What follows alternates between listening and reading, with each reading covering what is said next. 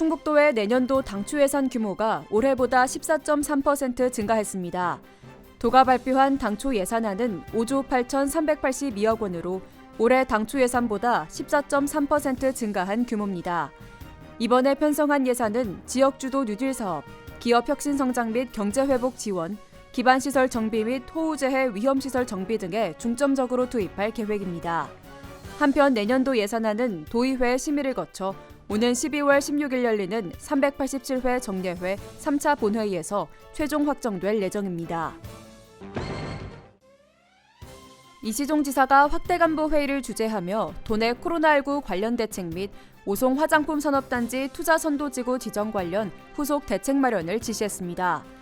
먼저 최근 코로나19 확산세에 대한 우려를 표하며 도내 업종이나 시설별로 사회적 거리두기 1.5단계에 준하는 방역 강화와 노인, 장애인 등의 소규모 거주시설의 방역을 위한 대책 마련을 주문했습니다. 또한 오송 화장품 산업단지가 투자선도지구로 지정되면서 오송의 화장품 산업에 청신호가 켜짐에 따라 앞으로도 오송이 세계적인 화장품 산업단지로 거듭나도록 노력해줄 것을 당부했습니다. 충북도 지역혁신협의회가 제2기 위원 위촉식을 갖고 2년의 임기를 시작했습니다.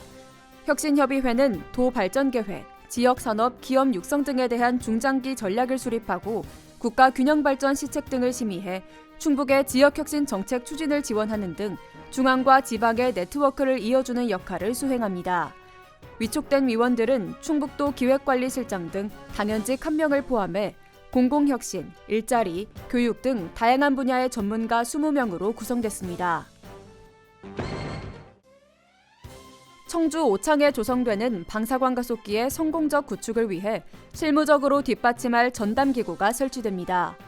도는 방사광 가속기 구축 사업을 맡아 진행할 추진지원단 신설을 준비 중으로 내년 1월까지 조직 내 신성장 산업국을 분리해 1개과 4개 팀을 신설하고 17명의 인력을 배치할 방침입니다. 추진지원단은 방사광 가속기 구축을 위한 부지 조성과 기반 육성, 사업 지원 등의 활동을 펼칠 예정입니다. 충북 행복 결혼공제 사업에 참여한 청년 농업인을 대상으로 내년 1월 결혼 축하금 100만 원을 지급합니다. 대상은 지난 7월부터 올해 말까지 결혼한 공제가입 청년 농업인으로 12월 말까지 각 시군 결혼공제 담당 부서에 신청하면 됩니다. 결혼 축하금은 지난해 도와 NH농협은행, 충북지역개발회가 청년 농업인 후원 협약을 체결함에 따라 도입했으며 5년 만기 후 지급하는 목돈과 별개로 지급됩니다. 충북도가 김장철을 맞아 절임 배추, 고춧가루 등 수요가 증가하는 식품에 대한 위생 점검을 실시합니다. 점검 기간은 오는 20일까지로 도내 관련 식품 제조업체 69개소를 대상으로 유통기한 경과 완료 사용 여부, 식품 위생기준 준수 여부, 시설 설비 기준 적합 여부 등을 점검합니다.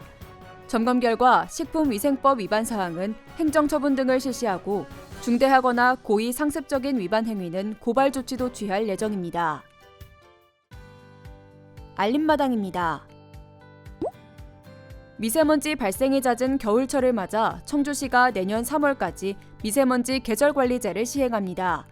환경관리본부장을 중심으로 비상대책본부를 구성해 미세먼지 배출사업장 특별관리, 미세먼지 제거와 저감 사업, 불법 소각과 경유차 매연 단속 등을 추진합니다. 영동군 심천면에 있는 신농 영농조합이 총 4톤의 반건씨와 간말랭이를 호주로 수출하기 위해 선적했습니다. 영동 곶감은 베트남과 홍콩에 이어 호주 시장까지 진출하는 등 해외로 판로를 확대하고 있습니다. 진천군이 5년 연속 1조 원대 투자를 유치해 누적 투자액 7조 원을 넘었습니다. 대규모 투자에 힘입어 지난 4년간 진천의 신규 취업자는 9,300여 명을 기록했으며 인구도 올해 8만 8천 명을 넘어서는 등 역대 최고치를 보였습니다. 충주시가 청사 출입명부 작성을 전화를 거는 방식으로 변경했습니다. 민원인들이 청사를 출입할 때 지정 번호로 전화를 걸면 민원인 전화번호와 출입 시간이 서버에 저장되는 안심콜 출입관리 서비스를 시범 운영합니다.